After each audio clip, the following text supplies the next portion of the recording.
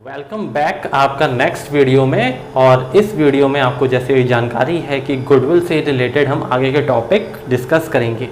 पहले वीडियो में हमने एवरेज प्रॉफिट मेथड के बारे में पूरा डिस्कस किया। एवरेज प्रॉफिट मेथड में बच्चों कितने मेथड्स हमने बताए थे? दो। पहला था सिंपल एवरेज प्रॉफिट मेथड और दूसरा था वेटेड एवरेज प्रॉफिट मेथड। आज जो हम करने वाले हैं वो कौन सा करने वाले हैं? सुपर प्रॉफिट मेथड और कैपिटलाइजेशन मेथड। तो हेडिंग डाल लीजिए फटाफट, सुपर प्रॉफिट मेथड। तो सुपर प्रॉफिट मेथड में सबसे पहले हम लोग क्या करेंगे? गुडविल का फॉर्मूला लिखेंगे। Goodwill equal to super profit multiplied by number of years purchase. ठीक है, तो सुपर प्रॉफिट कैसे कैलकुलेट करेंगे ये भी जानना ज़रूरी है, वरना उसके बिना हम गुडविल नहीं निकाल पाएंगे। तो सुपर प्रॉफिट कैसे निकलेगी? Super profit equal to average profit minus normal profit. ठीक है, एवरेज प्रॉफिट आप लोग जानते हैं निकालना। फॉर एग्जांपल 3 सालों के प्रॉफिट दिए गए हैं तो तीनों सालों के प्रॉफिट को हम लोग ऐड करेंगे और उसको डिवाइड बाय 3 कर देंगे। और 4 साल के दिए गए हैं तो चारों साल के प्रॉफिट को हम लोग ऐड करेंगे और डिवाइड बाय 4 कर देंगे, तो एवरेज प्रॉफिट हमारा आ जाएगा। अब नॉर्मल प्रॉफिट कैसे निकालेंगे हम लोग बच्चों?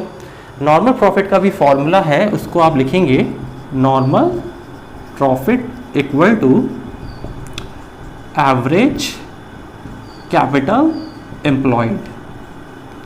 Average capital employed into normal rate of return. ये नॉर्मल रेट लिख दे रहे हैं हम, average capital employed into normal rate upon 100। इसका जब हम फॉर्मूला पुटअप करेंगे, वैल्यू पुटअप करेंगे तो हमारा नॉर्मल प्रॉफिट आएगा। तो एवरेज प्रॉफिट में से नॉर्मल प्रॉफिट माइनस करेंगे, सुपर प्रॉफिट आ जाएगा। यहाँ पे हम वैल्यू पुटअप कर देंगे into number of year purchase, तो क्वेश्चन में दिया ही होगा। नंबर ऑफ ईयर परचेज पता ही है, पिछले वीडियो में भी बताया था, तो एक बार आप लोग बता दें कि नंबर ऑफ ईयर परचेज क्या है कमेंट सेक्शन में। और जो नए जुड़े हैं इस वीडियो से वो हम अभी बता भी रहे हैं उनको नंबर ऑफ ईयर परचेज क्या होता है, कि बिना कोई एक्स्ट्रा एफर्ट किए हुए कि कस्टमर हमारे पास रेगुलरली कब तक आता रहेगा, उसको हम नंबर ऑफ ईयर परचेज कहते हैं। ठीक है, तो कैसे कैलकुलेट करना है ये हमने देख लिया। अब नॉर्मल प्रॉफिट होता क्या है वो हम समझेंगे। ठीक है, एक तो एवरेज प्रॉफिट होता है, वो तो हमने जो अर्न किया वही प्रॉफिट है। तो नॉर्मल प्रॉफिट क्या होता है ये हमें समझ लेना चाहिए। जैसे कि बहुत सारी 2 व्हीलर इंडस्ट्रीज़ हैं, बजाज ऑटो है, हीरो मोटो है और होंडा है, टीवीएस है। ठीक है, ये बहुत सारी इंडस्ट्रीज़ जो है पहले से 2 व्हीलर सेक्टर में हैं। अब फॉर एग्जांपल आपकी कंपनी अभी मान के चलते हैं बजाज ऑटो है। अब जो बाकी कंपनीज़ हैं जैसे कि टीवीएस, होंडा और हीरो है, इनका जो प्रॉफिट है, ठीक है, मतलब पूरी इंडस्ट्री में कितना नॉर्मल प्रॉफिट होता है एक, ठीक है, उसको हम बोलते हैं नॉर्मल प्रॉफिट। यानी तो समझ में आ गया होगा, पूरा जो होल इंडस्ट्री का प्रॉफिट है उसको हम नॉर्मल प्रॉफिट कहेंगे, और जो बजाज ऑटो ने अर्न किया है उसको हम बोलेंगे एवरेज प्रॉफिट, क्योंकि उनका ही द्वारा अर्न किया हुआ है। अगर बजाज ऑटो ज़्यादा अर्न कर रही है पूरे इंडस्ट्री के प्रॉफिट से एज ए कंपैरिजन, क्यों कर रही है? बिकॉज ऑफ गुडविल, उसकी गुडविल अच्छी होगी तभी तो बजाज ऑटो ज़्यादा अर्न कर रही है। तो एवरेज प्रॉफिट यानी जो बिजनेस ने अर्न किया, बजाज ऑटो ने अर्न किया, और जो पूरी इंडस्ट्री का प्रॉफिट था उसको जब हम माइनस करेंगे तो सुपर प्रॉफिट आया, यानी कि हम अपनी इंडस्ट्री से as an whole extra profit earn कर रहे हैं। तो इस एक्स्ट्रा प्रॉफिट को ही हम लोग सुपर प्रॉफिट कहते हैं। तो सुपर प्रॉफिट का फॉर्मूला हो गया average profit minus normal profit. Normal profit आप लोग कैसे निकालेंगे? Average capital employed into normal rate upon 100। Normal rate question में दिया होगा। Capital employed average word use हुआ है, तो एवरेज वर्ड के लिए एवरेज कैसे निकालेंगे? एवरेज कैपिटल एम्प्लॉयड अगर आपको निकालनी है तो आप कैसे निकालेंगे? तो एवरेज कैपिटल एम्प्लॉयड का फॉर्मूला लिख लीजिए आप लोग, ओपनिंग कैपिटल एम्प्लॉयड शॉर्ट में plus closing capital employed upon 2। तो आ गया हमारा एवरेज कैपिटल एम्प्लॉयड। कोई ज़रूरी नहीं है कि ओपनिंग और क्लोजिंग दोनों दी हों। अगर सिर्फ क्लोजिंग दी हुई है तो सिर्फ यहाँ पे क्लोजिंग लिख देंगे। अगर दोनों दी गई हैं ओपनिंग और क्लोजिंग, तभी हम लोग जो है एवरेज निकालेंगे। अदरवाइज हम लोग क्लोजिंग कैपिटल एम्प्लॉयड से यहाँ पर काम चला लेंगे, तो यहाँ पे हमें एवरेज लिखने की, एवरेज का कोई काम या एवरेज का कोई यूज़ नहीं पड़ेगा हमें। लेकिन अगर क्वेश्चन में ओपनिंग कैपिटल यानी कि 1 अप्रैल वाली भी दी गई है और लास्ट ईयर की 31 मार्च की भी कैपिटल दी गई है, तब हमें एवरेज निकालना पड़ेगा। तो यहाँ तक आपको क्लियर हो गया होगा, ज़्यादा डाउट में ना रहिएगा। अब आगे चलते हैं हम लोग कैपिटल एम्प्लॉयड कैसे निकालेंगे। ठीक है, तो कैपिटल एम्प्लॉयड का भी एक अलग फॉर्मूला होता है, इसको अगर आपने नोट डाउन कर लिया होगा तो हम इसको रब कर देते हैं, ठीक है, इसको नोट डाउन कर लिया होगा होपफुली, है ना। तो कैपिटल एम्प्लॉयड कैसे कैलकुलेट करेंगे उसका फॉर्मूला भी देख लीजिए। Capital employed equal to capital, यानी जो बिजनेसमैन ने कैपिटल लगाई है, रिजर्व्स वगैरह जैसे जनरल रिजर्व जो है इस तरीके के, minus fictitious assets. Fictitious assets को हमें माइनस करना है। फिक्टिशियस एसेट्स कौन सी होती हैं, जैसे कि एडवर्टाइजमेंट सस्पेंस या प्रिलिमिनरी एक्सपेंसेस इस तरीके की, माइनस नॉन ट्रेड इन्वेस्टमेंट, वैसा इन्वेस्टमेंट जो बिजनेस के लिए नहीं किया गया। फॉर एग्जाम्पल हमने कहीं इन्वेस्टमेंट किसी दूसरी कंपनी के शेयर्स खरीद रखे हैं, रिलायंस के शेयर्स खरीद रखे हैं, एयरटेल के शेयर्स खरीद रखे हैं, तो वो इन्वेस्टमेंट तो किया हुआ लेकिन उसका बिजनेस से कोई लेना देना नहीं है, वो हमने माइनस कर दिया है। एक और है कैपिटल एम्प्लॉयड का फॉर्मूला, तो उसका भी हम लिखेंगे formula, capital employed equal to total assets, ठीक है। सारी एसेट्स का टोटल करना है और कौन कौन सी एसेट्स नहीं लेनी है वो आपको ध्यान में रखना है, जैसे कि एक्सक्लूडिंग फिक्टिशियस एसेट्स, और अगर कोई पुरानी गुडविल दी गई है वो, और नॉन ट्रेड इन्वेस्टमेंट हमें नहीं लेनी है। तो capital employed equal to total assets, जिसमें से जैसे कि एसेट्स हमें टेंजिबल भी लेनी है, टेंजिबल जैसे plant and machinery, land, building, furniture, computer, इस तरीके की एसेट्स लेनी है सारी, डेटर्स, कैश, बिल्स रिसीवेबल। कौन सी नहीं लेनी है, फिक्टिशियस एसेट्स जैसे कि एडवर्टाइजमेंट सस्पेंस वगैरह नहीं लेना, गुडविल नहीं लेना, नॉन ट्रेड इन्वेस्टमेंट नहीं लेना। और टोटल एसेट्स में से हम क्या माइनस करेंगे, आउटसाइड लाइबिलिटीज माइनस करेंगे, तब जाके बच्चों हमारी कैपिटल एम्प्लॉयड आएगी। तो कैपिटल एम्प्लॉयड के दो फॉर्मूले हो गए, capital employed equal to capital, कोई भी जो बिजनेस में कैपिटल लगाइए तो वो होगी capital, plus reserve minus fictitious assets minus non trade investment, और एक है total assets minus outside liabilities. Outside liabilities यानी जिससे किसी हमें दूसरे लोगों को या दूसरी कंपनी को या बैंक को पैसा देना है, लौटाना है वापस, जैसे लोन है, क्रेडिटर्स है, बैंक ओवरड्राफ्ट है, आउटस्टैंडिंग एक्सपेंसेस हैं, जो किसी और लोगों को देना है उसको हम आउटसाइड लाइबिलिटीज कहेंगे। तो ये हो गया कैपिटल एम्प्लॉयड को हम लोग नेट एसेट्स भी कह सकते हैं। कैपिटल एम्प्लॉयड का दूसरा नाम है नेट एसेट्स। तो ये क्लियर होगा कि गुडविल हम लोग सुपर प्रॉफिट मेथड में कैसे निकालते हैं। एक बार फटाफट रिवीजन कर लेते हैं। Goodwill equal to super profit into number of year purchase.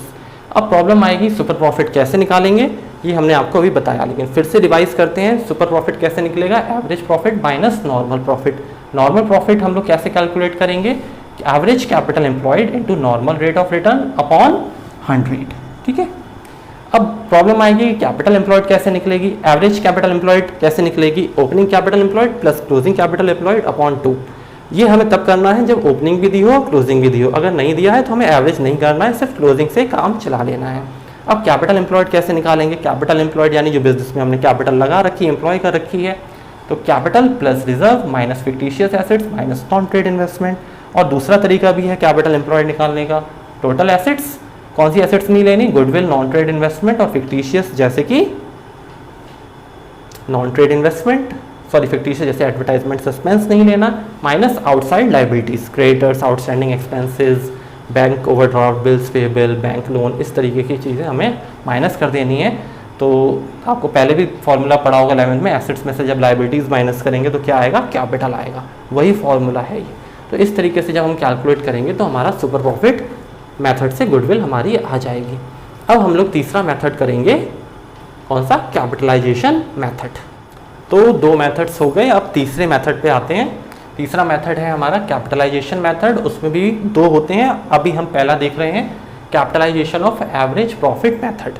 इसमें हम गुडविल कैसे कैलकुलेट करेंगे, goodwill equal to total capitalised value of business minus net assets. तो अब कैपिटलाइज्ड वैल्यू ऑफ बिजनेस कैसे निकाली जाएगी, इसका भी आप लोग फटाफट कॉपी निकाल के फॉर्मूला लिख लीजिए।